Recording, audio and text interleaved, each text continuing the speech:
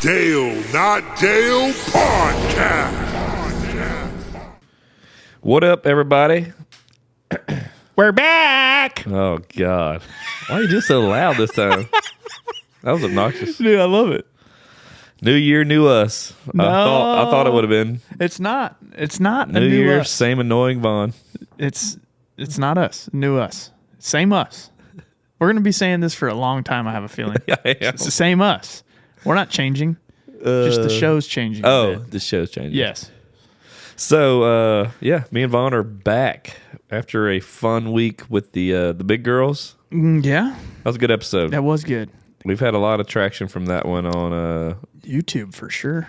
A lot of people care about these little girls. I don't understand. Yeah, They're not even the Quints. I know. We need to get them on too, I guess. Dude, that would be chaotic. I don't think that's even We could do it at like the League City Jail. scared straight. Yeah, dude. Yeah, absolutely. Yeah, so today we got a fun episode. I say fun, informative. So we have Dr. John Bargerstock from the Key T Wellness Center here in Dickinson, Texas, which is right down the road from us. And so, to come talk about low T. We're trying to address some stuff that people maybe not talk about or are not sure of. Too manly to talk about. Magnus was one that didn't. He wasn't aware. There's a lot of stuff that you don't know what you don't know, and so hopefully for today we'll have John in and get some answers, get some get some stuff about pros, cons, the health benefits. Get some clarity on the cliche. Yeah, That's a good one. That is pretty good. Just so we can find out more information on it. The more information for anybody, it'll get them set up to where you're not worried to go check about it. He talks, hopefully we'll talk about like, what do you do for a baseline? Right. When do you go? What should you expect? What are some symptoms to be looking for? So if you're a male from late 20s to, in the 50s or older. To death. To death, you should probably go get checked if you have some of these symptoms. Yeah. If you're into that, Yeah. I do it for the gains, baby. I don't. I know. But I'm going to. Yeah, you need to. So, should be a good one. I'm excited about it. And then I think we should talk about what we did for season 2 so far. Yeah, we need to. So we have changes we're coming with this season. One, we're going to have new cover art. We got to work on that. I got to get this. We have a vision in our mind of what we want to do for the new cover art. It's the vision. It's already set in stone. It is. It's done. We just got to get it. We got to get the picture taken and get that done. We'll have some help from the extraordinary Adam Busby on that. I've already talked to him about it. And then, so one thing I had in my mind, I was like, Vaughn, how do you think about a jingle for the show, like a theme song? Yeah. And he was like, well, you do it. So I went on Fiverr. Yeah. Fiverr.com. And what that is like people can freelance. They do all kind of stuff. Logo, branding, write your resumes. I mean, you can pay anybody to do anything in there. Yeah. Except for kill somebody, I think. They have a section for that, but you got to be a member. You got to be a member. Okay. But yeah, so I did that on there. And so I found, so we'll play this one for you. I'll drop these on Instagram. For one of them, we had this jingle made, and I think these guys are from the UK. Yeah, The way they pronounce the word Dale and podcast. It's corny, but it's really catchy. It really is. I still sing it. This will be used. And the other day I was singing it in the house, and Crystal was pissed because it was annoying her. So I'm like, it already makes me want to do it more. Yeah, it's on repeat in my mind. Bronson walks around the house singing it. It's a Dale NotDale podcast. And sounds like it's like a men's Golden Girls theme song. It really is. I like it. Yeah. And then so I got that. I was like, okay, I don't know if this is us. They revised it. Still blah. Then I came across the Broadcast King. Boom, boom, boom. This guy for $20 will create you a rap with music. And then for an extra $20, he will make a puppet video. It's as funny as it sounds, and it's genius. It's so genius. So I'm texting back and forth with Vaughn. Hell, I FaceTimed him once. I'm like, hey, go with me here. How do you think about a rap and a puppet video? He's like, this is genius. So good. Anytime you throw a puppet into anything in life, it's hilarious. So I jumped on it. I'm like, all right, here's my $45. Boom, paid for it. And then we go back and forth. I said, hey, he's like, okay, here's the puppets you can pick from. I was like, all right. So we picked out 2 like blonde boxers. That they're like, I guess resemble us somewhat. Yeah. And then he's like, okay, I need to know where you want to, like, what do you want your background to be? I was like, there's only one thing. Chipotle. So, me and Vaughn are rapping in this Chipotle that him in like I paid an extra $5 on the thing to have a second rapper on it. Yeah. So there's 2 rappers. One guy raps, the other guy's like a singing rapper, and we don't know who's who. and it is fantastic. I got it last night at like 11:30. I called you. Called you. You called me. I called Vaughn. Like, dude, I got the rap, and then I was like, all right, we're gonna listen to this together. It's beautiful. It is, dude. I mean, this should reignite some East Coast West Coast wars. I think so. I think Tupac will rise again. Will rise again. The dude sounds like Biggie. He does. I'm telling you. I wonder what it would take to get him on. I mean, I wonder. Uncle Dale and Vaughn. Yeah, I mean, he's got to do. I mean, obviously, if he wrote hours as good as he's done anybody else's, he's probably highly sought after, and he's like in a cave somewhere so that he can get away from like everybody wanting him to be on their podcast. Watch out, Drake. I'm gonna hit him up on Fiverr because I'm talking to him on there. Like, he just sent me all the MP3 files so I can have these for the podcast. So this podcast, you'll hear the new music on. I think this week I'll put it on Instagram, and I'll put the puppet video on YouTube for sure, to where people can see it, hear it, and then we need to do something with the Dale NotDale podcast. The Dale NotDale the jingle podcast. The jingle's funny. It is. I don't know where we're going to use this at, but we're going to use it in something. It is so corny. Maybe we'll do some kind of video with it. Maybe we'll make our own puppet video with it. Yeah. Sock puppets. Sock puppets, yes. So, So, I mean, this is a part of like we wanted to have all this done before season 2 started. It just didn't work out. The holidays are tough. But we have got the puppet rap. That's going to be part of the intro. This will be on this one. So, yeah, like I said, I'm excited for when we kick you to the music on this podcast. You will hear our Dale NotDale podcast rap. And as an added bonus, you didn't know I was going to tell you this. What's that? But I'm excited about something too. What's that? I haven't told you, and this happened to me about 6 days ago. Okay. I was in a store in Pasadena. Okay. It was Academy because I had a gift card. Get down, Dina. And I had somebody stop me and say, "Are you on a podcast?" No way. Dead serious. I was like, "Which one?" He goes, "It's like you and another guy. It's Dale something." And I said, "Yes." I said, "How'd you find out about it?" He goes, "I have a cousin of mine who was showing us for Christmas." And I was like, "Really?" What would they show him? Or letting us listen to it. Oh, okay. So it was like, Dude, and I called you yesterday. I was leaving HEB. Yeah, and I was going to tell you when you told me, but I didn't want to overstep that one. That's good. But I was walking to my vehicle, had hands full of groceries, and the girl, like this lady my age, she gets out of her car. She goes, "Oh, hey, Dale. Hey, Uncle Dale," whatever she said. I said, "Hey, what's going on?" And then she goes, "I'm loving the podcast." I'm like, dude, that was awesome. It does make you feel good. It does. So I got the guy's autograph, and I went my own way. That's cool, man. Yeah. It's I've had a few people that I've came across, or that's mentioned the podcast in public. Yeah. So it's pretty neat, man. It's fun because it's our new life. It's our new business that we're trying to take off, and people are seeing it and understanding. And then with the new season, we got Magnus on board now, and so he's gonna be involved more. He's he's taking care of all the visual and helping with production, and you'll start seeing more shorts and reels and things like that. That's all coming from Magnus. So Magnus is the real monster. he is. Just an amazing real man. He is. You are a real man, Magnus. 2 E's. So And 2 ends. yeah.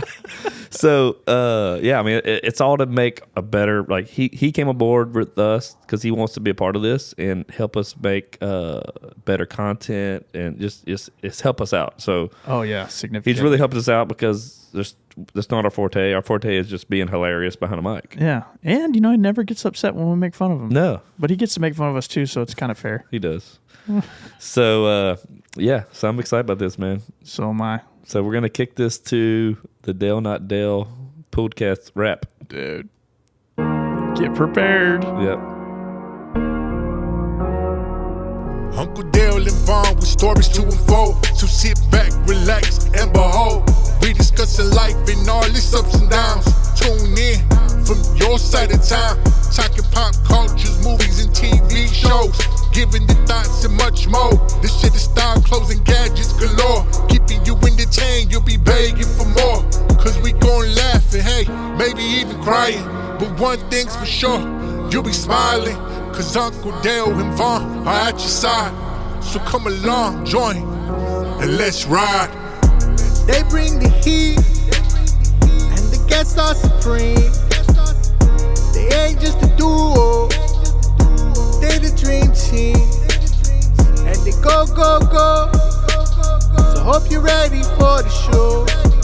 Strap in, cause we ready to roll.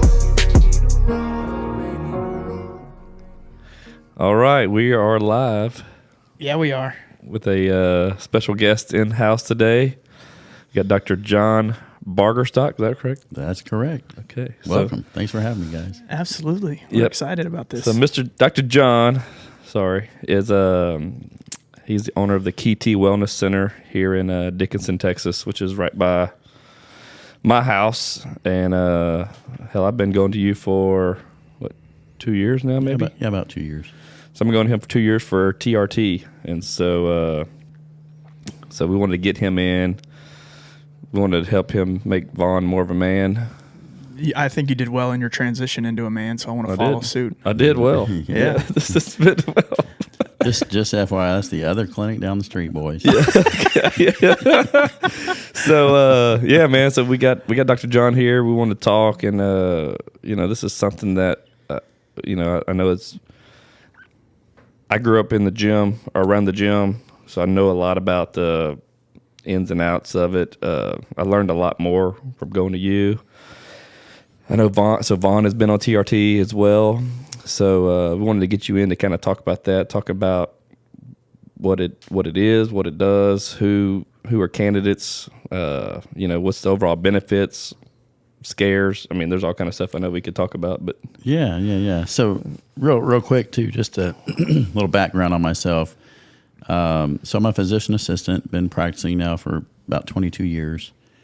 And, I did a variety of things that led up to what I do now. Started off with orthopedic surgery at MD Anderson. Of course, I had some military training as well prior to all that, 30-year military veteran.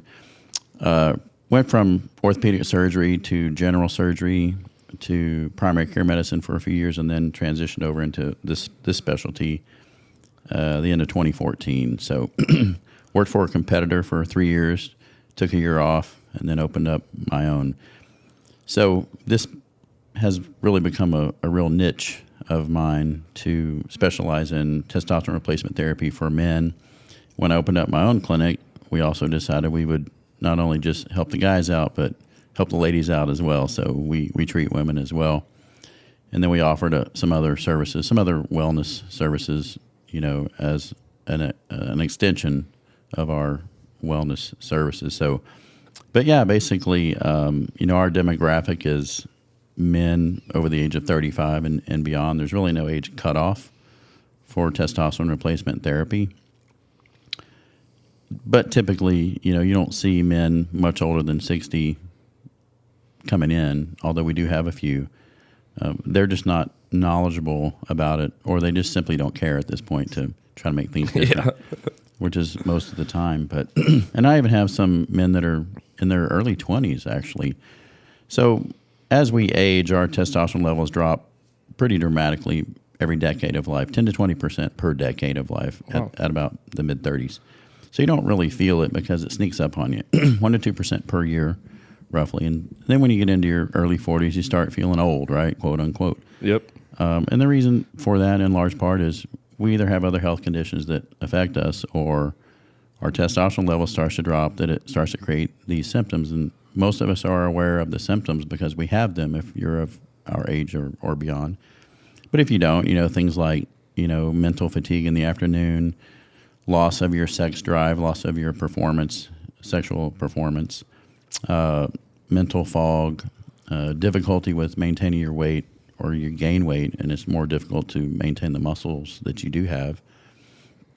And so those are some of the main ones that people know about, that people are aware of. But there are other behind-the-scenes benefits of adequate levels of testosterone that people don't realize. Your heart health is dependent on that. One of the reasons why you gain weight is due to the loss of testosterone, and so all of that trickles down into your health. Jay Campbell, if you guys have heard of Jay Campbell, J.C. Campbell, he has some podcasts and he talks about TRT. He wrote a couple of books, but he really promotes that on his podcast, and it's educating our demographic is the challenge right now. There are several of these companies that do what I do around the nation. There's probably 50 locations in Texas easily. Yeah. The problem is not a lot of guys know about them. All of these businesses that open like mine do it on less than 2% market share, and they're making a fortune doing it. Yeah. If a clinic gets really busy, you can see 80, 90, 100 patients in a day. God. Not with just one provider. You need two providers once you get to that level. But and these places are making $1 million plus a year on 2% market share. So do the math, expand your business. You can make a lot of money doing this. So that's part of the reason why these businesses are popping up, because it's lucrative. Commercial insurance pays for it in most cases. Well, I see some of these other ones. I mean, they have some others in our area that are more like I guess like a box chain thing. And for me, when I was looking at one, I had a buddy that referred me to you, but I didn't want to just go to a chain And then when I went and met you, your knowledge of it and the way you answered the questions, you said, hey, go read this book. I bought that Testosterone for Life book. Yeah. Did some stuff, and then I have a buddy that's real versed in it. Like I told you, I had a buddy who had some issues.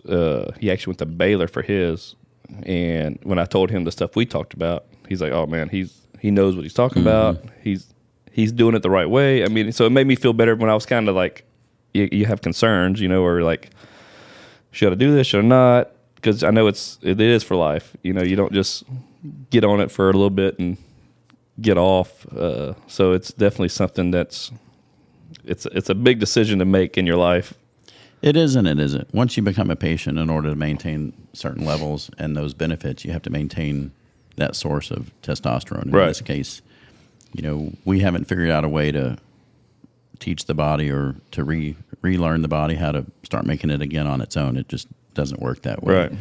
And so once you start supplementing, you have to maintain that in order to maintain those benefits. And so, I tell the new patients, once a patient, always a patient, if you want to maintain those benefits. And so, yes, there are risks, and I'll go into those here in a minute. But, yeah, it's just something that the guys, once they realize what the benefits are, it makes sense to do it rather than not to do it. And once you're educated on those risks versus the benefits far outweigh the risks that you might run across. Most people avoid the risk, but you should monitor for those. And there are a lot of, I say unfortunately, there are a lot of primary care doctors, even urologists, who treat patients for low testosterone, but they really don't have a really good understanding of how to balance the benefits, maximize their levels, and avoid the risks. And even if you know about the risks, how to monitor for those, how often to check for those, and what to do about them if you have them. So once you understand that, testosterone replacement therapy is easy. You just kind of let them guide you on your treatment protocol.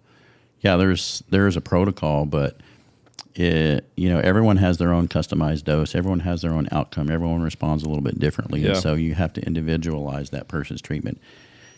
And there's a very big one-size-fits-all approach out there that's just terrible. I mean, if you were going to your doctor for high blood pressure and Vaughn was going to his doctor for high blood pressure, what are the odds you're on the same medication and the same dose?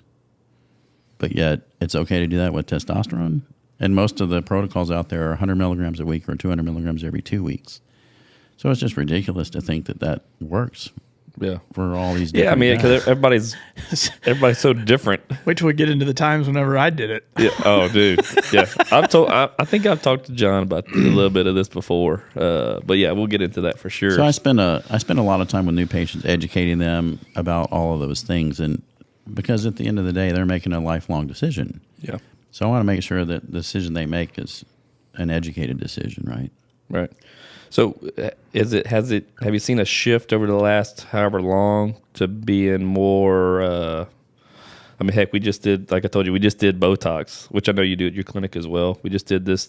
And so, one, this is not as taboo as it was back in the day for men, let alone for women. Right. Talking to her, she was talking about even for women back then, it was kind of a hush-hush thing. Now everybody talks about it. Right. It's more acceptable. And so, and I think the TRT thing and stuff, I think a lot of it, like I heard about it probably first from knowing about stuff like this. But then, like I told you before, like Joe Rogan talking about it, he does it. And then there's other guys that come out and they have podcasts, and there's way more ways to research and find out about this now. Oh yeah, the amount of information that's out there now there's plenty of information, but there's also bad information still out there too. So yeah, I think this is for me. This is one of those. Like the Botox thing. This whole subject, like medical use for marijuana, was always a cliche subject. You think of testosterone replacement. That was a cliche back in the day. Everybody was, oh, you're on steroids, right? Mm-hmm. And then you have all these cliches that I think people still hang on to, but then now science. People's comfortability is starting to, I guess the landscape of our society is kind of saying, you know what, maybe what we thought was so bad, done in correct doses, is probably good for you. Right. In getting people to understand, like, I've got friends that ask me all the time, hey, when you did, I did pellets. Yeah. Is that when you did pellets? I mean, what did it do? And the truth is I didn't have the greatest experience in the world because I did exactly what you were talking about. I went to my PCP who basically gave exactly what I asked for, and I didn't ask for a little bit. Right. And I got a lot of it. Yeah.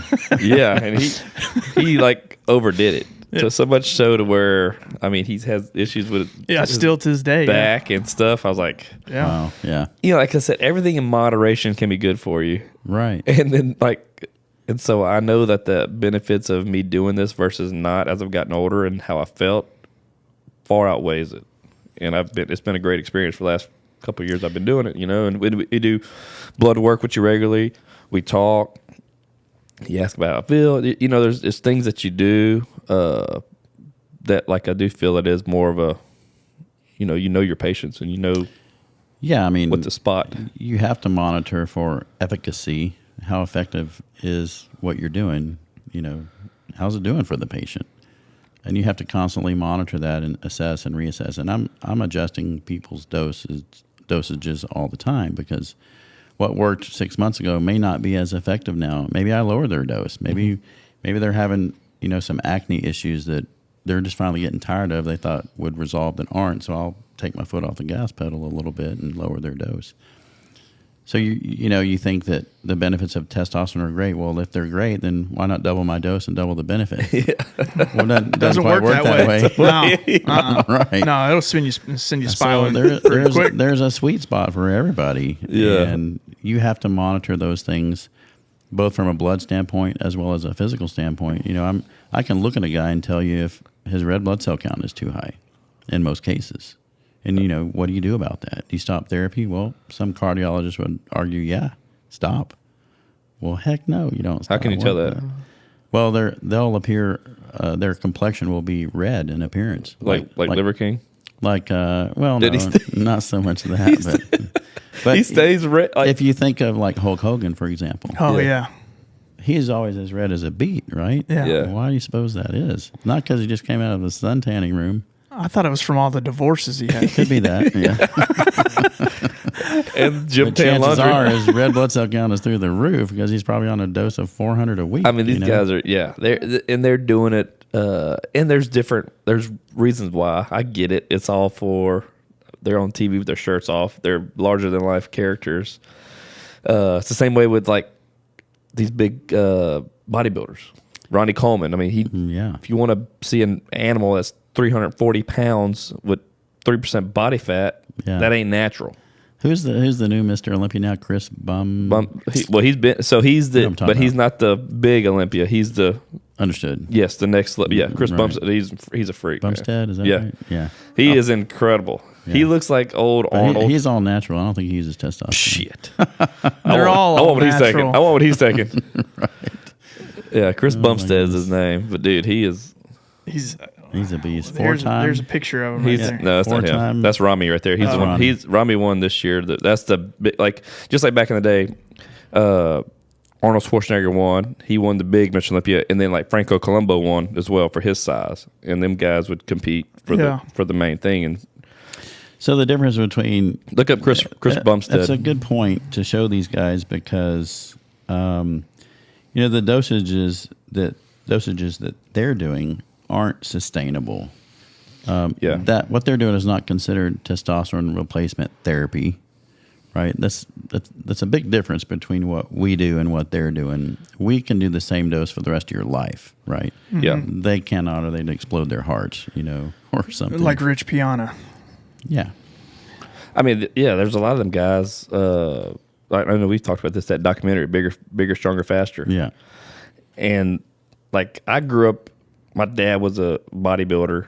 I grew up in the 90s in the gym, late 80s, early 90s, throughout the gym, seeing some guys. And these guys were larger than life, especially when I was a kid. Oh, yeah. And so, you know, you see it. I've seen it, been around it, had buddies that did it and do it, and I've done it back in the day. I mean, you know, like I said, it's one of those things. I mean, Right. a lot of guys, if you get into fitness or sports, it's easy to get, you know. Oh, yeah. It's not the best thing to do, but it is something you can get your hands on. Yeah, for sure. So, you know, we're not trying to create that physique. You can't do it with what we're doing, but No. but we can make you live to be 100 years old, you know, if you Yeah. do the other things you're supposed to do. In terms of wellness, you know, that's a big word, broad word, means a lot of different things, but you know, experts say that the human body is built to live 120 years old. Well, that's a pretty hard thing to do, but and I believe that's true if you give your body the tools that it needs. Testosterone is one of those tools, right? But it's just a tool. And so you've got to do all the other parts that your body needs. Yeah. Because I did it for probably a year before. I was during, I think it was before COVID I started. But then once I started working out, doing heavier cardio, and then I seen the benefits of my body composition. But it wasn't because of testosterone that helped, but it was a lot of because I was eating better and doing more cardio. So that's what I tell buddies also, like, hey, this isn't a miracle drug. I mean, yeah, it's good for your body. It's like it is kind of a fountain of youth, but it doesn't like recomp your body just overnight. It doesn't do that. So if you took all my guys that have been on treatment for, say, a year, did a body composition analysis, and compared it to prior to starting testosterone therapy, you would see more than likely a difference in a little bit at least, muscle gain. Right. And if you're working out on top of that, you're going to see a bigger gain. So, interestingly, I was pushing myself hard in the gym, 5 days a week at least at the beginning of 2022.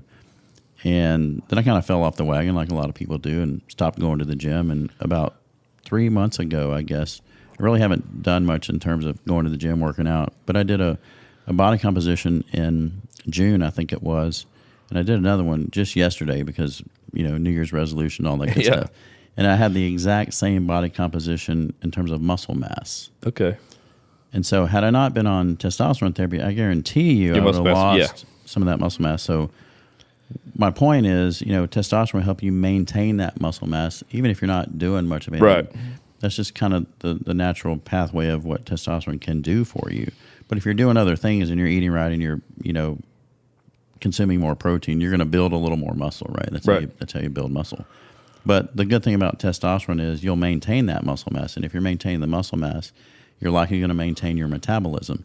If you maintain your metabolism, you're likely going to not gain weight, fat.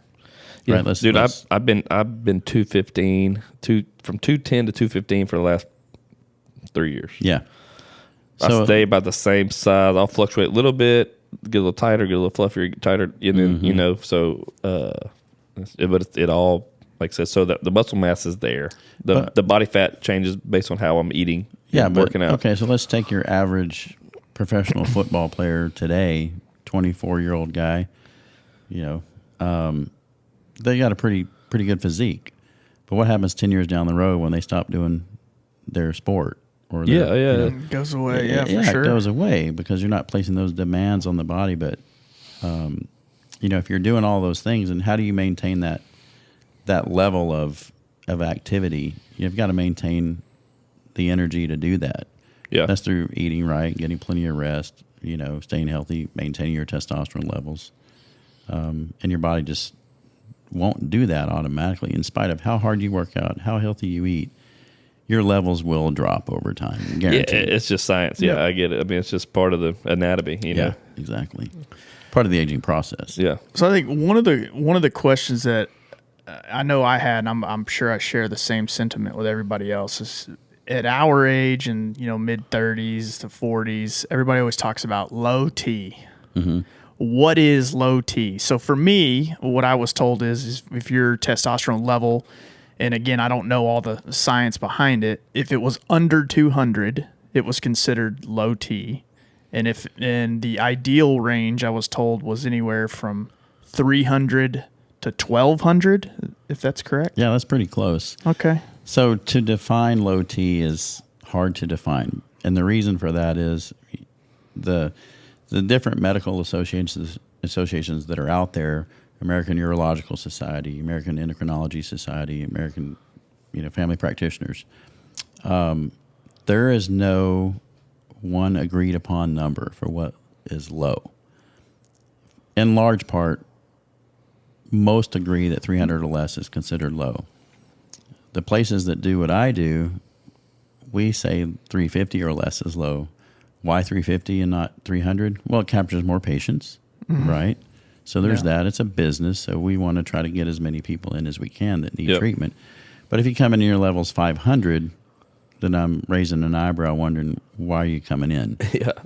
Just want to get on the juice, bro. Just want to have them gains. But oddly, I have had those guys that come in and I treat. And the reason I do that is because when you look at a person's total testosterone, you have to dig into the weeds a little bit. Let me give you an example. If somebody has a cholesterol level of 210, which is by definition elevated, anything above 200 is considered a high level of cholesterol. But if most of their cholesterol is the good cholesterol, I'm not going to start treating them for high cholesterol. Mm-hmm. That's just their makeup of their total cholesterol.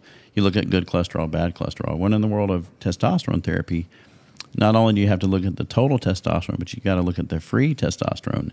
What's the difference, right? So inside the body, you've got a total testosterone, but when you look at that total, you break it down and look at the bioavailable, and you look at the biologically unavailable testosterone. And those two different components make up the total. Well, if they've got a large part of their total that's unusable, well, they may have symptoms legitimately. So that's what you're treating as a symptom, not a number. A lot of people are stuck on that number, and you use that because the insurance companies and the bean counters out there need some black and white data to feel good about paying for your treatment. Because if you say, I'm tired or I'm fatigued or I don't have a sex drive, how do you quantify that? You can't. So they want to see a number and a lab test. Well, now we know that when we look at a person's total testosterone, that we look at the free T as well as the total T. And if the free T is low, then you can still be treatable based on that low free T level. And you do that by looking at a binding protein in the body. And oddly, as we age, our total testosterone goes down. We know that. But our total binding protein goes up as we age. And that binding protein is what kind of gobbles up some of your total testosterone and renders that unusable. Is that kind of like a loophole deal? It can be, or you can look at it that way, but the insurance companies now recognize that as another treatable piece of data, much like the cholesterol issue. So if your total cholesterol is on the low side, but most of that's the bad cholesterol, you're going to treat them. And that's like looking at the free T. If it's too low, you're going to treat them. So essentially, the suggestion would be if somebody's not doing it, or if all of our friends are gonna, my friends, Dale's friends, they ask all the time. So how do you know if you should be on it? I mean, obviously you go in for a baseline. So you need to do a blood test, look at the total T level, and depending on where that is, you might automatically become treatable just based on the number being below 300 or 350 or what the cutoff is. And if they're above that, then you dig into the weeds and you have the lab measure that binding protein called SHBG, sex hormone binding globulin, or sex hormone binding protein. If that protein level is high, it's going to be rendering a large portion of their testosterone that's unusable. And normally that ranges 35 to 40% of your total is unavailable because of that binding protein. And so when you look into the weeds, you'll see in many cases, even though their level might be 400, which I had a guy that was a new patient this week, came in and he was 400, he was still treatable because that binding protein was so high in his bloodstream, most of that was unusable. So we started him on treatment. My original number, I remember before I did it, was actually at 600. Mm-hmm. All the other numbers I can't remember. And I got to 13 something. So that sounds high, right? It does, but the way you're saying it, though, it might not be. The total T is going to always be the total T, but your free T may have still been low, even though your total was 600. Okay. Which means even though it's there, you can't use it. So how much is usable is the question. Right. That's the ultimate question. That's true if you don't use it. My doctor did say that I don't need anything. Well, because they didn't look into the weeds. Okay. And you still got then I still he was persistent. I still got 12 pellets put in my butt cheek. You were probably persistent because you probably had symptoms. He just wanted it. He's thought, like a little bad kid that wants a toy at the store. Honestly, I thought it was the fountain of youth. You wanted 10 candy bars instead of just one. Yes. Oh, and I got 12 the first time and 14 the second time. So I did it 2 times in a row. Mm-hmm. And for me, I'm a pretty sedentary kind of guy. So, I walk around and do stuff, but I'm not like hardcore working out. But, I had I was looking for energy. I didn't, I guess I got a little bit, but it wasn't anything that was, life-changing. I wanted, I thought my sex drive would be extremely high. Mm-hmm. It wasn't. It's just a normal 4 or 5 times a day. Yeah, sure. And I thought I would, just kind of feel better. And I can't say that I felt worse, but if I felt better, it was minimal, and it wasn't worth the $750 I'm dropping every time I put. So here's my problem with the pellets. They're ultimately convenient because once they're in, you don't have to go back each week. So that's the beautiful thing about pellets. The bad thing about pellets is you don't know how many pellets you need. You're really guessing out of the gate. It's time release, right? Those are time release? It's time release. Yeah. Usually last roughly 4 months, give or take. For some people, they last longer. I think they've changed some of the parameters of those pellets. I think they're lasting a little bit longer now than what they were originally, depending on whose pellets they are and where they're created. And the other thing about pellets, too, is if they say the pellet is 200 milligrams, is it 195? Is it 205? There's something called variance.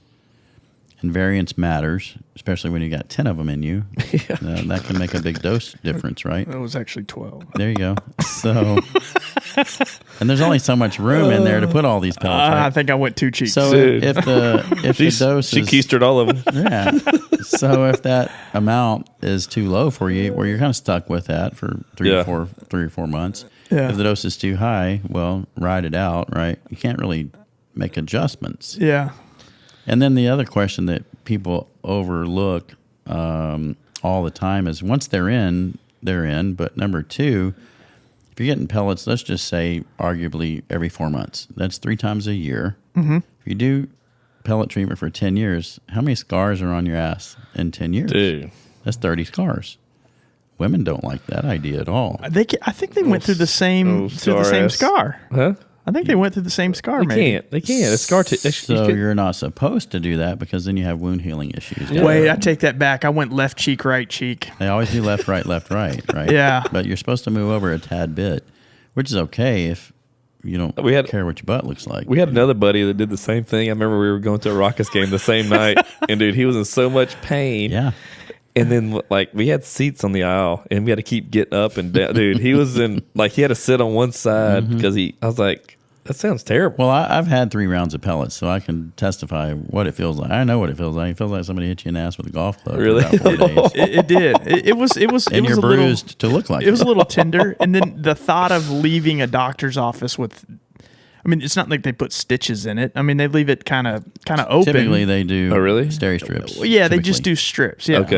I mean, it's a small incision. It's not hard, but the process of doing it's a little. I mean, if you're weak in the stomach, which I'm not, I find it all kind of cool. Like Magnus is extremely weak in the stomach. He'll throw up whenever you get Botox in your face. Yeah. True story. But it's pretty barbaric how they do it. Yeah. Yeah, it is. And they hit. It's a surgical procedure. Yeah. You know? So there's blood and razor blades and trocar. So how do they do that? They cut. They do a 5 millimeter stab incision with a number 11 blade. Poke a hole. Take a trocar like a straw. Yeah. Ram it into the fatty tissue above the muscle, and they make a little tunnel. And then they load these pellets that are about an inch and a quarter long, maybe. And they load these pellets into like a shotgun chamber, and they push them forward with a pushing device. And they inch and a quarter long. They're that long? Yeah, they're pretty long. Oh, there's one. Wow. Yeah, so they're pretty lengthy, and they stack 3 or 4 in a row, and then they go above that row, and they stack another 3 or 4 in a row, and usually about 14 pellets is about max. Your butt's like a Nerf gun. I had a full blown Testo Pel shipping container in my butt. No question. Yeah, no question. 14's definitely overdoing it, right? So Yeah, and we most don't of know. most of those pellets, and so there's different pellet sizes. There's 50 milligram, 100 milligram, 200 milligram pellets. What do they use? With the variant. 50? We don't know. Yeah, I don't know. I Most of don't. the time for guys are 200 milligram pellets. I don't remember them being an inch long. I remember them being a little shorter. So they might have been smaller. I don't How are know. those? So those just they gradually like absorb over time, Mm-hmm. They're just time released. Yeah, so women. and then they go to nothing. There used to be an HRT pellet that women get, and it's implanted into their arm. Depo Provera, I think, or something like that. And that's just a slow time-released pellet. Same thing. And women, too, speaking of which, I'm glad you brought that up. TRT's not just for men. That's correct. There's women, actually, which they can, too, get pellets if they want. Mm-hmm. Or, and it is testosterone, which I think a lot of people don't understand that women do have testosterone and men do have estrogen. Correct. Yeah, it's about a 10-to-1 flip-flop, though, right? Women have about 10% of what men have in terms of testosterone. Men have about 10% of estrogen that women would have. And that's why during embryological development, you either turn into a man or into a woman, mainly, genetically driven, of course, but that's why there's such a propensity to develop the male external organ due to a larger influx of testosterone that's being developed. Oh. So basically, I'm a man. I knew it. But no, I think Well, the doctor knew what she was working with. She's like, I got to load this guy up with more pellets. Yeah. To help him. develop. He wasn't fully developed. And Hadn't dropped yet. no, and speaking of which, now that we're on the subject, so that's the one thing that is cliche too. Everybody used to think if you take steroids or testosterone, that you're gonna have a smaller package, which is so far from the truth. That is very much the truth. Really? Yes. Let me explain why. Your testicles. Yeah, talking about- not your- your testicles will shrink. Yeah. Well, that does, but it's not your actual, not the penis. not your actual penis. Correct. Yes. In fact, that may actually enlarge slightly due to better blood flow to the Ooh, I area. can't have that. There's only so much room down there. Yeah, I can't have that. I got to fit pellets there. That's right. But no, that's true because, just like if I put, say, your left arm in a cast for 6 weeks, what happens to the muscles? Do Atrophy. they get bigger? Yeah, they atrophy. So if you give the body a crutch, your body's going to downregulate whatever it normally would do to provide whatever that crutch is now replacing. Right. In this case, testosterone. So you create a negative feedback loop that starts to enact, and with that signal that normally tells the testicles to do their job, which is to produce two things, testosterone and sperm, that signal is downregulated. So you're giving your testicles a crutch, they will atrophy. That's normal. Yeah. That's normal. Some guys don't care, other guys don't like it, and there's a way to mitigate that and keep that pathway flowing, so to speak, Yeah. with It different drugs Just and it hormones. didn't ever bother me. I didn't really, I guess it's one of those things when you're doing a comparison, you don't compare Correct. your testicles. Yeah. Yeah, you're doing a self comparison, But if a woman came in for hormone replacement therapy and I said, "Hey, I can help you out, but I'm going to shrink your boobs in the process," they may not like that. Yeah. Yeah. That's part of their sexual identity, just like that's part of ours. Yeah. And so, for some guys, that's a big deal, especially the single guys that are coming in, and they don't like that. And there's ways to mitigate that if that's a problem for you, but it's easy to mitigate. Scrotox. We heard about Yeah. that We last did week. hear about Scrotox. Scrotox. We heard about that. That's a new one on me. I haven't heard about that. Yeah, you get Botox in your scrotum. Oh, okay. Make it nice and smooth. Smooth it out. Dale's getting it on Like Friday. a Nice. balloon. Yeah. So, be professional. I didn't say it. But no, that's a very, very valid point that a lot of guys aren't aware of. That can happen. So Yeah, I mean, you hear about that. What about the voice? They always showed in movies like the voice change. that can happen in women. Yeah, I know it can happen in women if they have too much testosterone. Correct. You see those women. There are women bodybuilders who talk like this, Yeah. and you go, Yeah, Yeah. and hair growth and Dude. One thing I've noticed is my back hair Yes. grows a lot more. Crystal gets 100%. And I pissed. only get it on the flanks. yeah, I do too. the haunches, yeah. Why is that? Testosterone makes hair grow Well, everywhere why but your there? head. Well, hair grows in places that need to be protected. So what's under that area? Your kidneys. Oh, yeah. It's more of a I almost let my grow more out. of a caveman kind of thing that I don't think it's ever went away, right? I mean, why is there hair on our head? We don't keeps us warm, right? Dude, and mine just looks There's good. hair under the armpits because that's where a lot of blood vessels are in the head, under your armpits, in the groin region. That's why there's hair there to protect and keep that area warm. And you see it on the outside of your arms, not on the underside of your arms, because that's protected and next to your body most of the time. So hair is usually there to protect or to warm. Yeah, I guess it's like with nose hair, ears hair keeps stuff from getting in. And then there's a genetic component and hormones that will dictate how much hair a person has. You see the guys with hairy backs, and it's like, whoa. Yeah, and then I'm not like that, but I've noticed that. Yeah, since I've been on TRT, my back hair grows a lot more. interestingly, It's not bad. No, it's not. It's not terrible. It's like Crystal's you would problem. see She's the one that got to trim it. But it's one reason why we're going to bring some laser hair removal into the clinic too. Oh, good. There Yeah. you go. I'm creating the breeding ground for it, right? So I'm going to Yeah. have them a way for them to deal with it. Let me as knock well. that out for you. That's There you right. go. Yeah. That's right. I had an accident with a bottle of Veet last week. Yeah, no, a was lot fun. of guys do it. Yeah, Yeah. Really? It was. Whew. Seriously. big time. That's hilarious. But yeah, no, I think for me, and obviously I've learned a lot on just kind of speaking in the short amount of time of getting an actual baseline. One thing that I've kind of brought out of this whole thing is with your PCP, okay, they're meeting with sick people, right? So there's general, just general illness. 1 in 85 of those patients might be TRT going Correct. in for that. So, Right. It's just like a mechanic. If they keep working on the same motor all the time, the propensity for them to make a mistake on the next one is going to be lower than it would be if they're working on a different type, right? So, right. I think for me, if I'm gonna, and I have not given up on testosterone therapy at all. I think for me, what I need to do is get in with somebody who does that for a living. Yeah, I know a guy. I do too, and Kevin's a great guy, and I'm gonna give him a call. I'm totally kidding. So yeah, that was my thing. Like I told you, I didn't want to go to just some generic.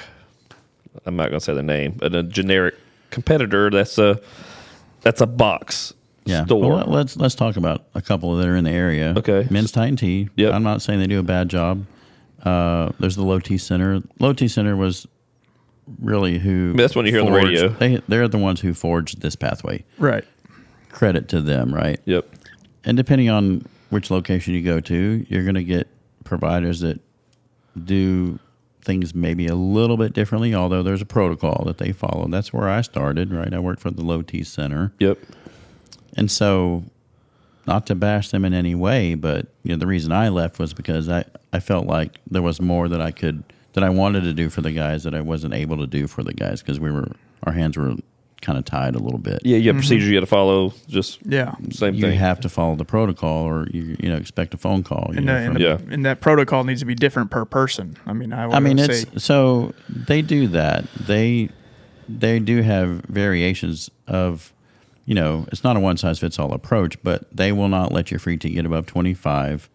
They will not let me write you a prescription for weight loss. Now they started branching off and doing that over the last few years because they realized they were missing out. Yeah.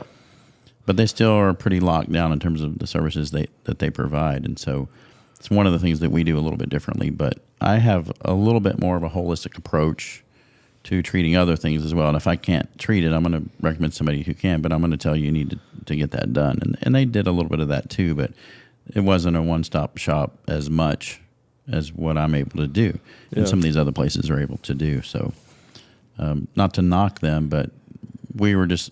And it's harder to get 50 providers or 100 providers in 50 centers across the nation to do the same thing the same way. Right. Yeah. And I'm one guy, and so I can do more things and do some things better. So there's that. So yes, you're right about the what'd you call it, a box type. I was thinking, just a chain deal. Like I said, and then that's why I chose, without having, I knew to go to you, like from a friend, but even talking with you, I felt like I got more from you than I would just going just on a chance into a. And I think Titan a lot Fitness, of these places drop the ball a little bit on properly educating their patients out of the gate. I don't think they do that well. Creating the correct expectations for therapy, what to expect in the first, second, third, fourth, fifth months, whatever. I think they're missing the ball on that a little bit. And I think if they did that a little bit better, you wouldn't have guys wondering, why aren't they checking blood in 2 weeks versus 2 months, So I spend a lot of time educating the patients. I think that's important. And I think if you have that knowledge, then your expectations are a little more realistic. And you're likely will keep doing it, because if you don't feel anything in 4 weeks, remember I told you might not notice anything for 6 weeks, but I told them that, versus them just stopping coming after 4 weeks and they didn't notice much. So I think that's important. And I think some of these places miss the boat on that. Now, your primary care doctor is going to give you a prescription for a vial and say, I'll see you in 6 months. Mm-hmm. Good luck. Here's the dose you do. Yeah, and then they told me to come in for blood work, and I never showed up. Yeah, exactly. Got 'em. Yep, exactly. So, some of the guys are out there thinking, WTF. Yeah. I'm not noticing anything, man. I'm not going to go back to this quack or whoever. Right. 'Cause they weren't educated on it. Well, like I said, you're not like you feel like you're just another number to them. You're not a right. You're not You're a like chart. they do. We became buddies. We play golf. Like there's Yeah. things that we talk about, and then Well, you got to get to know the patient and and you how can to properly treat them. yeah, and then once you get that level, then you can confide. And I'm sure more people they're a little more vulnerable. They'll tell you certain things yeah, that for sure. they'll tell. Hell, a lot of people tell doctors stuff that they would go to the grave with other people. It's just Right. what it is. For sure. Or they don't know the questions to ask sometimes, or they don't know that what they're experiencing is common. I bring all that stuff up at first conversation. If you're having any ED issues, that's, go ahead and tell me about it because I talk about it every day. Yeah. Don't feel embarrassed to talk about it. And it's still a stigma it happens for the guys. to anybody. And- Yeah. Right. It's not an unusual thing to happen. And I'll tell them, hey, the best carpenters in the world aren't worth a shit if they don't have the right tools. Right. Well, let me show you the tools. I told Magnus that. So he had some questions because he was kind of naive to it. So I was just like, hey, this would be good for you to hear and then maybe talk to you past this because, like I said, there's things that you don't know what you don't know, And Right. so luckily I've learned a lot from doing it. And then what I've known before about health and fitness, it definitely helped. And then talking with you and having questions that I may have, that really helps. So, I mean, like I said, there's a lot of guys that are totally naive to this. Oh, still. I'm sure you still see today. that a lot, Still today. That's probably the biggest obstacle to overcome is educating the guys that are out there. They think we're treating just below the belt, and we're treating from head to toe. It's the same protocol, but that's what testosterone can do for you if it's done properly. So at what point in a guy's life do they need to say, okay, let's go check to see if my testosterone is low? It's like for me, I don't feel like I had low testosterone, but there was never this moment where I'm like, man, I really just need to. But I did in my mind think I am a little bit like I was lazy feeling. Yeah. So I thought that would help that. And then So there's no right or wrong answer to that question. Think of it in terms of, you buy a new car, 3 or 4 years later, you start hearing a knock in the engine. You're like, man, I ought to go get this checked out. Mm-hmm. But had you checked it out a year earlier, would they have found something maybe that looked off that they knew was going to cause a problem down the road? Maybe. So I think every guy should get a baseline in their early 20s. Okay. And here's why. When a guy comes in for treatment, I have no idea what his peak levels were. Right. Or what he was when he was performing at his best. I wish I did because I would know exactly where to take their dose. But they don't know that. You don't take your car to the mechanic until it's broken. Yeah. So they're not coming in until they have symptoms in most cases. How long do they tolerate that knocking in the engine before they finally take the car in to get it fixed? Well, that tolerance level is different in everybody. So I was in my, I was 44, I think, 43, when I really started to question, man, why am I so damn tired every day? And I never checked my levels until the first day I worked for the Low T Center. Really? I'm like, well, shit, I'm here. I might as well check it. And now, lo and behold, my levels were 242. And I'm like, no wonder. So I got on therapy and have been on it ever since, right? So you don't know. You don't know what you don't know. Yeah.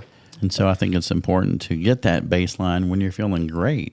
Right. So because I guarantee at some point you can benefit from testosterone therapy. You might be 50 before you really need it, or maybe you're 35, or maybe you're 30, heaven forbid. So I guess what's the most common thing people come in for the first time? They're like, okay, Energy. I come here. Okay. It's energy. Okay. Lack of energy. I figured that'd Just be number feeling one. tired. Yeah. I'm tired of feeling tired. Sick and tired of feeling tired. Oh, yeah. Harry. I got up and went, and I don't know where it is. Yeah. Yeah, that's what, I'm trying to think I think mine was a kind of a bunch of things that I was feeling more so like I've had trouble sleeping. Mm-hmm. Not so much getting to sleep. I did a sleep study based on you told me to go do a sleep study. You sent me paperwork over to do that. Mine was a lot of energy, lethargic throughout the end of the day. And like I said, I haven't noticed a big spike in my energy, but I think it's still a lot of it is due to my sleep. It's gotten better as of late, but that's the biggest thing. Yeah. So we've talked about these peptides, and there's different things that you offer. Let's talk about reasons why maybe your testosterone levels drop, or what can influence that, right? Okay. Not how to make them better, but what causes them to drop. A lot of people don't realize that. Chronic alcoholism, probably the number one cause. Yep. Chronic use of marijuana or opioids, any opioid, hydrocodone, for example. Sleep apnea, gaining weight. If you're obese, your levels are likely lower. Yeah. So that's one of the reasons when you brought up the sleep study, because if you think about the body's physiology and, what maintains your testosterone level, in large part is the pituitary gland at the base of the brain. And so as your testosterone levels drop or even go up, that sends a signal to the hypothalamus that tells the pituitary gland, I need more or I need less. And if your levels are starting to drop for whatever reason, maybe it's chronic alcoholism, that sends a constant signal to the brain that says, hey, man, we need a little more, we need a little more, we need a little more, except you keep pounding away at the alcohol. Now the signal downregulating all that is greater than the signal trying to upregulate that, so your levels start to drop, right? Wow. And so we screen for that out of the gate. We look at the different hormones of the pituitary gland to see if it's primary versus secondary. Hypogonadism is the word we use for low T. It's a technical term. So we screen for that out of the gate to see if there's that as a potential cause, right? Usually it's just secondary, which is you're just getting old, basically, right? Versus primary, a problem in the hypothalamus, for example, or the pituitary gland. And so you have to understand those causes. And so sleep apnea, when is the brain most active? Yeah, when you're sleeping. When you're sleeping. Mm-hmm. When do you think all of those things reset and restore and replenish? While you're sleeping. Recovery and everything, yeah. So if you've got bad sleep apnea and you're not really getting good quality rest, those things are compromised too. Yeah. So Vaughn, it's been, what, 2 years since you've been drinking? Since you stopped drinking? Oh, no. It's actually, as of January 2nd, it's 3 years. So he's Well, there you go. So have you noticed anything in energy or clarity? Because I did see a thing recently about one of the guys talking about what alcohol does to you for the next 7 to 10 days mentally. Like, there's a lot of stuff that it does. I don't drink a lot. I will at times, not a lot myself. I'll drink and have a good time, but I don't do it as much. I've really cut that out a lot of my life just because I don't need it. But he's really went cold turkey and stopped. I don't know if that's helped you. Mental clarity was huge. And that started 30 days or 10 days after I stopped drinking, didn't drink alcohol. Mental clarity got better. I've never been a good sleeper. And one of the common misconceptions of people who drink a lot is they drink and they go to sleep and they're like, man, I slept so good. Then that's not the case. Your body cannot sleep well if you go to bed intoxicated. It's impossible. Yeah, you're passed out. But Yeah. it doesn't mean you're getting good quality rest. Exactly. So It's called a hangover. Yeah. Yeah, shit. So my sleep has gotten better. I'm still, I've got a mind that wonders. So if I wake up at 2 a.m. and something's on in my brain, I'm going to think about it. That part, my quality's gotten better, but my quantity hasn't gone up and it hasn't really gone down. I'm still 5 hours of sleep a night if I'm lucky. Yeah. Don't you take Ambien or something like that? Yeah. That's still I used to take Ambien. I had to stop taking that because Okay. it developed a tolerance. Yeah. Now I and take a dependence as well. Yeah, it was one of those I could easily stop taking. So now I just take trazodone, and I can't tell you it works. To me, it doesn't really do much. The bottom line is I know for me is I work a lot and I'm thinking all day, but I'm never really physical. And I know that if I got back in the gym, which I'm about to do this whole body transformation thing with my trainer Adam Busby. If I get back into the gym and I get involved in that, I know that I'm going to have more energy. I know that I'm going to sleep better, and I'm going to have more mental clarity than I already do. And I'm a genius. Yeah, 100%. Genius, yeah. So right. But yeah, so that's why even when he talked about he was doing this testosterone, then he doubled it. I'm like, one, you're doubling it, and you're not even going to maximize or at least even do anything strength building or cardio or anything to even kind of help maximize that. So you really didn't do anything. I did hit the golf ball a little further. Well, let me point out something interesting about increasing your testosterone level with regard to how that may impact your sleeping quality. Let's just take a person that's not on testosterone therapy, and let's just say they snore a little bit. Mm-hmm. Does that interfere with their sleep at all? Just a little bit of snoring, do you think? I would think it does. Yes, is the answer. Yeah.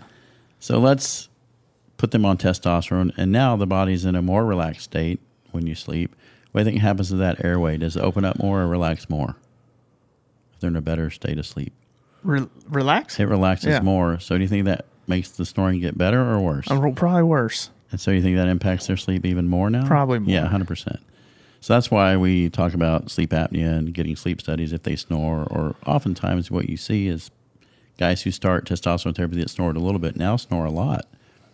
So now you've got that double-edged sword, and it didn't really help them because maybe you gave them too much testosterone. So that's why there's a balance. So I think mine, dude, the sleep apnea, like, I was a very mild case, and the machine didn't help.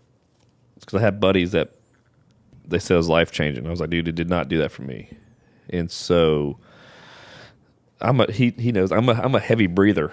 Oh, Darth breather. He's got a deviated septum. I think there's something. I need to go to an ENT. I don't know if you know an ENT you can refer me to, maybe. I don't have one. But I need to. I think that's where my next step I need to go, because I do breathe heavy. Not like like I feel like I just ran a mile. Like I don't feel like I ran a mile, but I breathe heavy like I was doing something strenuous. Like you need more oxygen. Do you get bad? Do you get bad sinus infections? Yeah. Do you have bad allergies? I get I mean, honestly, to me, I'm not a doctor. I mean, I'm gonna whatever you prescribe me, I'll take. Well, what I think is did you ever break your nose or something? No. Because the way you breathe, I mean, it sounds like you're struggling to breathe. I do. Dude, sometimes together a lot or what? We do. How do you know this? Yes. Okay. Dude, I'll be with customers. Somebody that's like, dude, you all right? You breathing heavy? I'm like, yeah, I'm fine. I just breathe heavy. It's weird. It's like I'm some Darth breather. I know. Dude, that's what you are. Like I'm, yeah. I mean, right. So we worry about them sometimes. So I think mine is. I think if I need to go do that one, I'm gonna do it this year, soon. That will gotta help me sleeping better. I would think that'd be a lot of it. What it is too. Certainly they would evaluate you for that. Yeah. Look in there and do a little scope and see what's. What I don't want to do is they put that balloon up there and you ever seen that? Yeah. When you have an aneurysm? No, they freaking like do something. Open it up. Sinus cavity. Talking about opening it up. Yeah. Mm-hmm. God. Like Did a sinuplasty. So you were told to get a sleep study done, you didn't do it? No, I did it. I did it, and they gave me a. Oh, okay. But so I did this sleep study. The guy's like, yeah, you had like 7-8 occurrences an hour. Well, which isn't terrible. He says very mild. He goes, but I can get you whatever. You know. 2. Huh? Mm-hmm. To 2. 2 occurrences. No, I can get you through insurance the deal. Oh, okay. Gotcha. But I have a guy at my work. He's got it bad. He's like, dude, mine's like 70 or something like that. Something crazy. He's like, dude, if I was to your level, I would be healed. He actually got the one that's implanted in his throat. God bless him. The one that's inside, like that one that zaps or does all kind of crazy right. stuff. Wow. You Yeah. might as well euthanize me if I got to put something in my throat to sleep. Just ain't doing it. No, but like he had to have the surgery. He was out for a while. I mean, it's one of those things, and he's had issues with it. So I'm like, man. I mean, he's a veteran too, so he's got this through his because I think he's got a disability from whatever. Right, yeah. So he's got this, but he's had issues. But I think mine really stems from the breathing side of it. And I need Interestingly, any active service member that gets diagnosed with sleep apnea gets a 50% disability rating. Really? Yeah. So every time you got a guy that's about to leave the service, they want to go get that sleep study done. That's a good idea. Wow.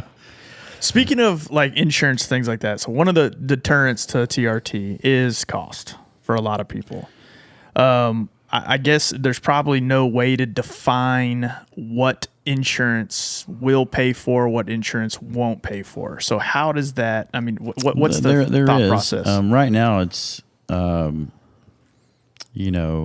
Wild West in terms of how an insurance company would determine if they're going to pay for it. So Blue Cross Blue Shield, Aetna, they're the ones that have the biggest obstacles to overcome. And the reason I think for that is with Blue Cross Blue Shield, they own about 40% of Texas in terms of commercial medical insurance. So they're spending a lot of money on testosterone therapy or whatever the treatment is, and so they've established these criteria that happened in about 2015, 2016, where they now would say, okay, you got to have your levels checked before 11 a.m. If your level is above 350, we understand the free T qualification, but instead of it being 10 or less, which is the criteria that we use, if it's less than 10, if your free T is less than 10, you're treatable, or if your total T is less than 350, you're treatable. So if they're 400 and their free T is 9, they don't buy off on that.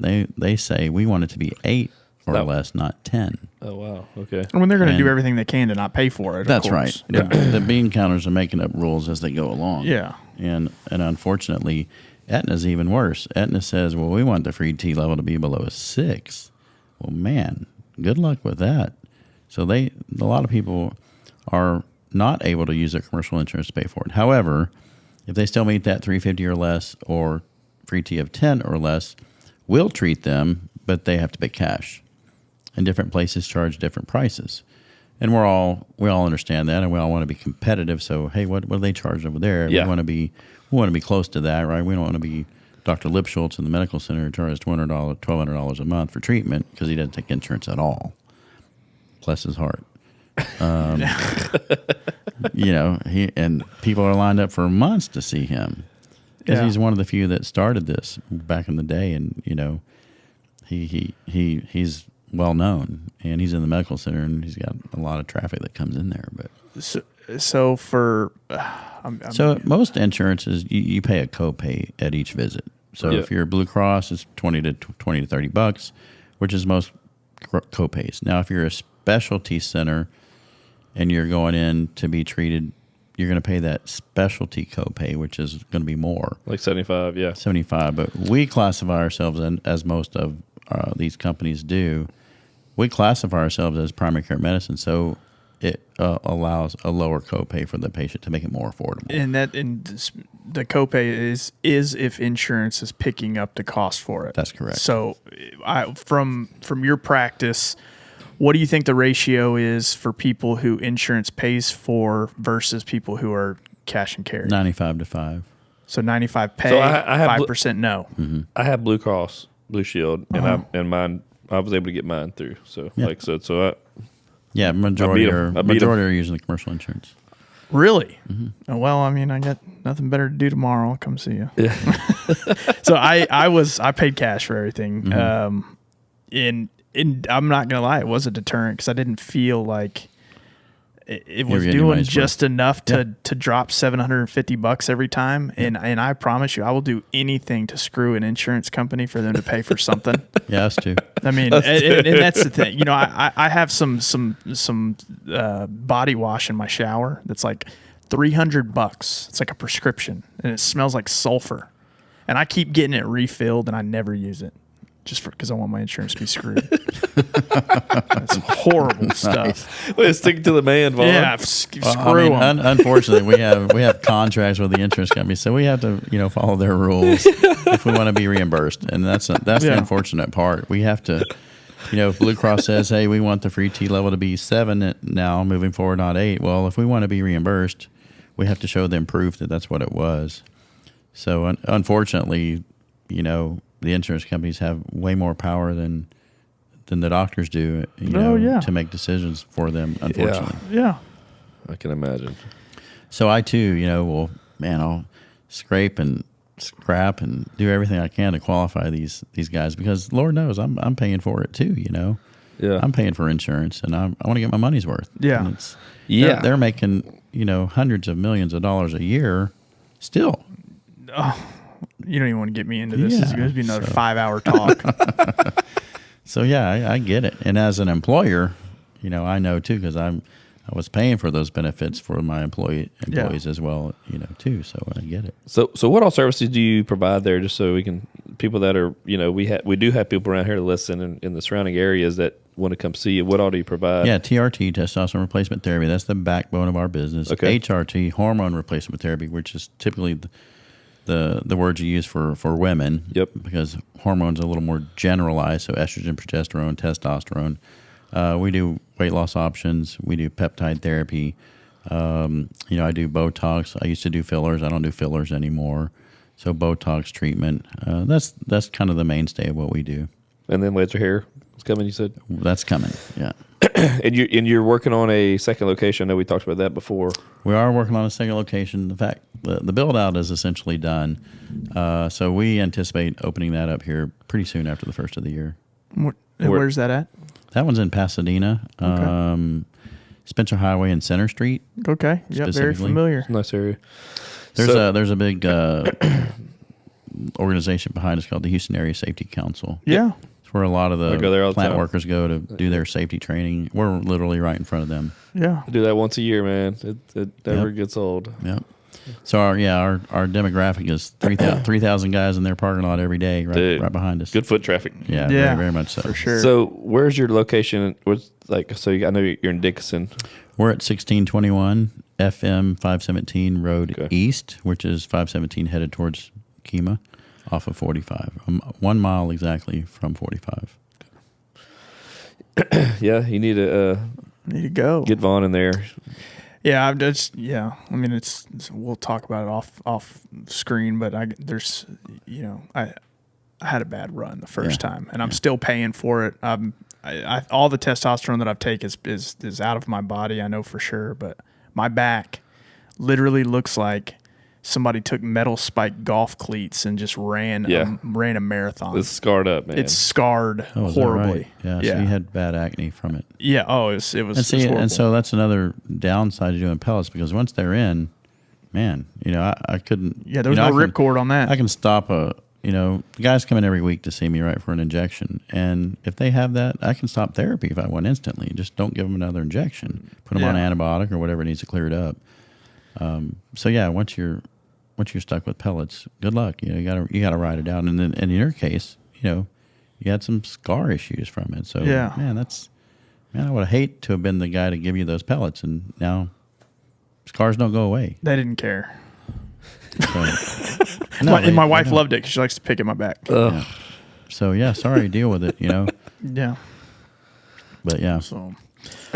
Yeah, man. Awesome. So no, like I said, we wanted to get you in, kind of talk about this. As like I said, I know it's one of those things that it's still new, and I know it's still naive. It really for is, people yeah. to even though it's been around for a while. Mm-hmm. I think it's more and more getting more. I mean, like I said, when I go in there, I see guys from all over, range of age, body shapes and sizes. I mean, it's all over. I see women in there, so Yep. you kind of see them all. Hell, I've actually run into a couple people that I know in there, Right. that you didn't know. Like I don't hide that I do it. I don't openly just tell everybody, but I'll tell people I'm on it. I mean, it's still part of your medical history, Yeah. And for some people, those are sensitive things to talk about. Now, a lot of the guys want to brag about how great they're feeling now after they've started therapy, and that's more than half of our guys that come in are coming in from word of mouth referrals, Right. which we love. Yeah. So it's in our interest to deliver the results that you want. I like to say under promise and over deliver, because this is my business, and if I'm not giving you that service and you're not getting the results, you're not going to come back, or you're eventually going to stop coming, or you're going to go somewhere else. And one day I go out of business, So Right. Yeah.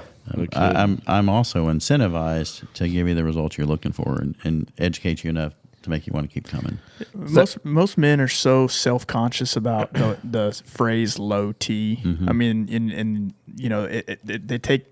they take it as like a knock to their masculinity. That's correct. And that's not something that you go talk about with your friends. Right. And I think, like, for me, I'm an open book. I mean, I can tell you, I get Botox. I take testosterone. If I had a tanning bed, I would do that, and I shave my legs. Yeah, there you go. So, I mean, I'm just totally okay with that. How far do you go up on the legs? I got to go up here just because my boxers, they catch the hair if it's too short, and it'll rip it out, and it's very uncomfortable. And they don't have medicine for that. I understand. Hey, so I got a question for you. This is hypothetical. Let's say I've been going to you a couple of years, and say I move. Great question. Yeah. How do you what do you do for another doctor? Is that something I would get files from your previous doctor to do? Like, how do they do that to where, I mean, I guess you feel like you're in good hands is what you've been in. Yeah, so we get a lot of those patients that transfer to us because they hear about it or their buddies are doing it, and man, what do you mean they're?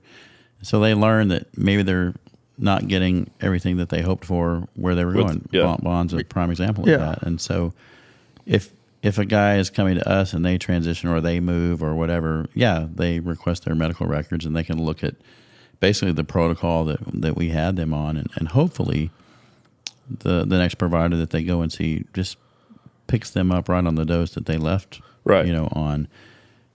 A lot of providers, though, are so uncomfortable with this and don't know enough about it. They may not feel comfortable with that, and that's their prerogative, right? Because ultimately they're responsible.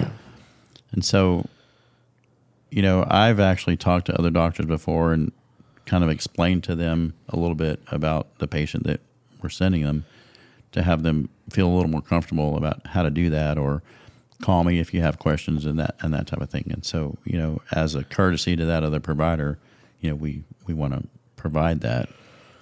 But on another note, kind of related to that is, let's say there's a patient who's moving and there's not an option where they're going, what do you do then?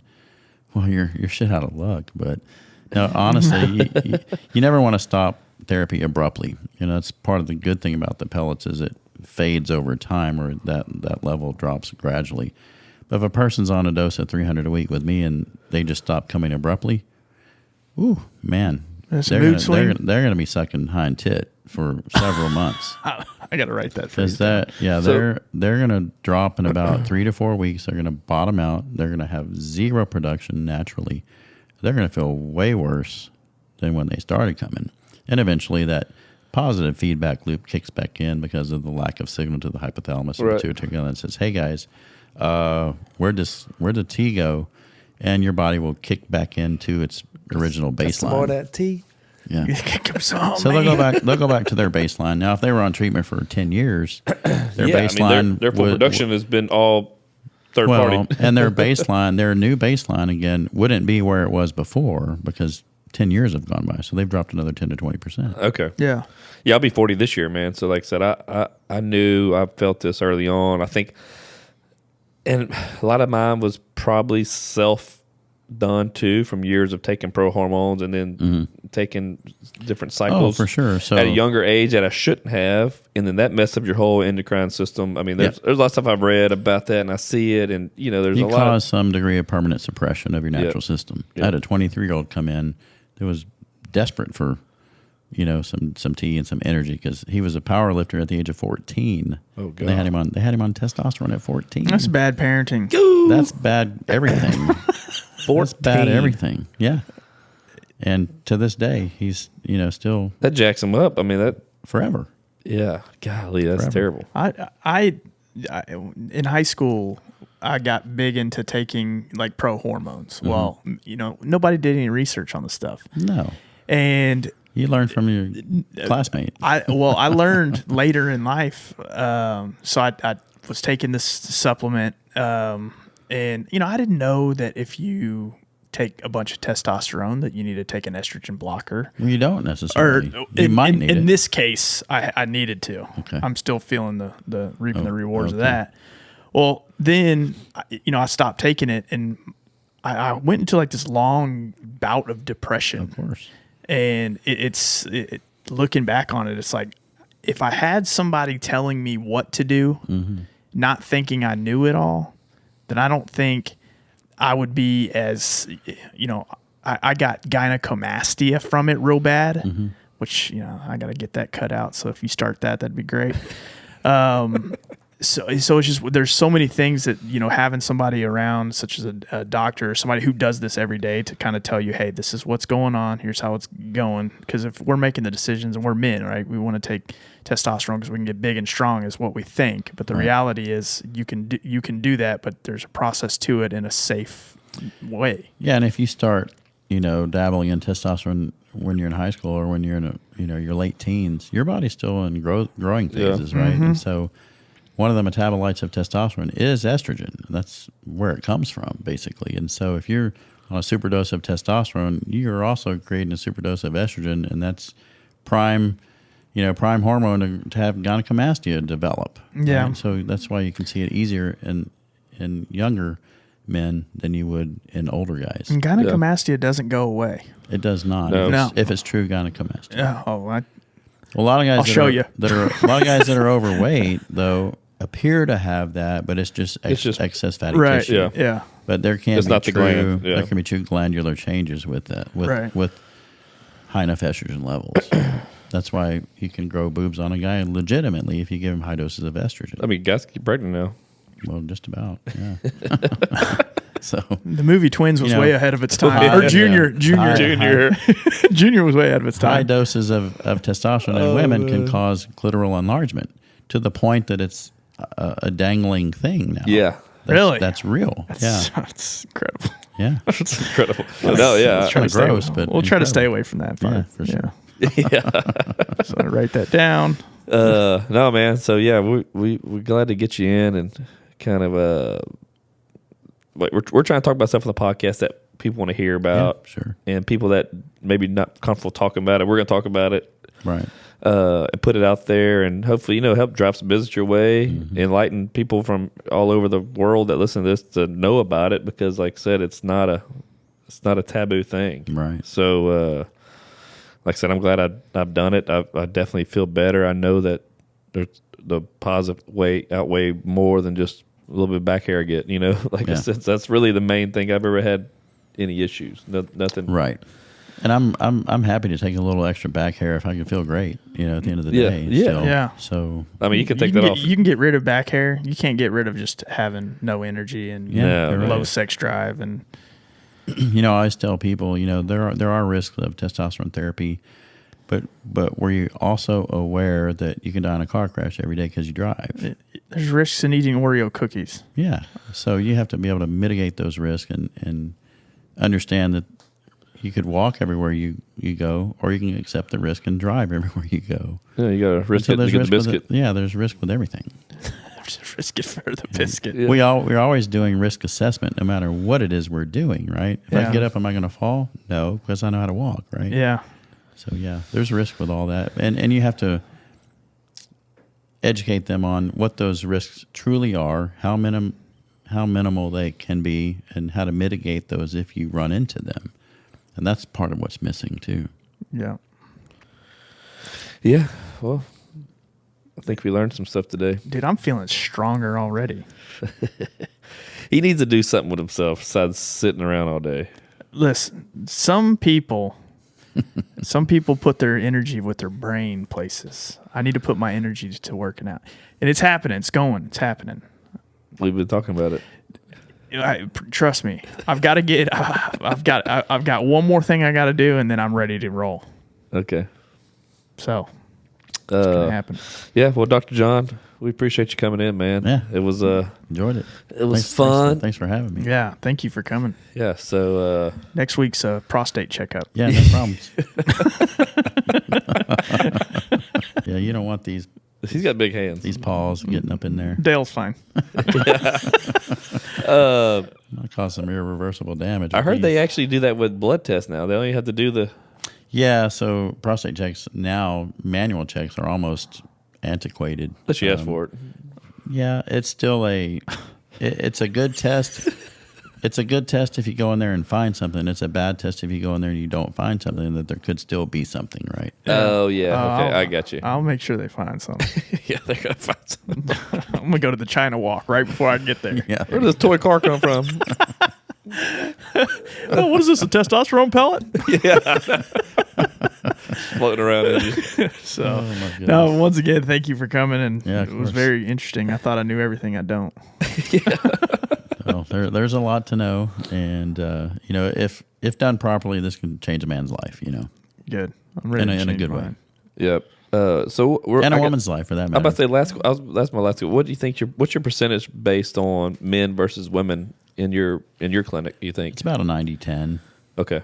and that's transitioning into a bigger population of women just by circumstance. There was a local place that treated just women for this very same thing, and they closed down. So now these women are kind of looking for an answer. for somewhere to go, and so we've, kind of adopted a bunch of those. Okay. Awesome. So that continues to grow.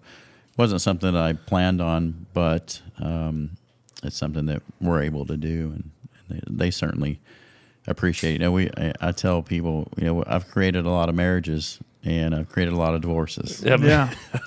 So if the midlife crisis men getting on tests. If both partners aren't on the same sheet of music, that can cause some friction in the relationship. Oh no. Or they can move to Utah. Or that. Yeah. Kind of like that option, actually. There you go. Oh man. As long as all those women are on testo in Yeah. Utah. Oh, absolutely. Jeez. We're really going to get along. It's a great time. That's right. John Smith knew what he was doing. Yeah, he did. Good man. Yeah. Well, thanks again, man, and we look forward to putting this one out, and hopefully we'll help drive some business your way too. People, that'd be awesome. come see you and tell them Dale NotDale sent you. Absolutely. Dale, appreciate it. Dale NotDale. Yeah. All right, man. Well, that's it. See ya. Peace. Ready?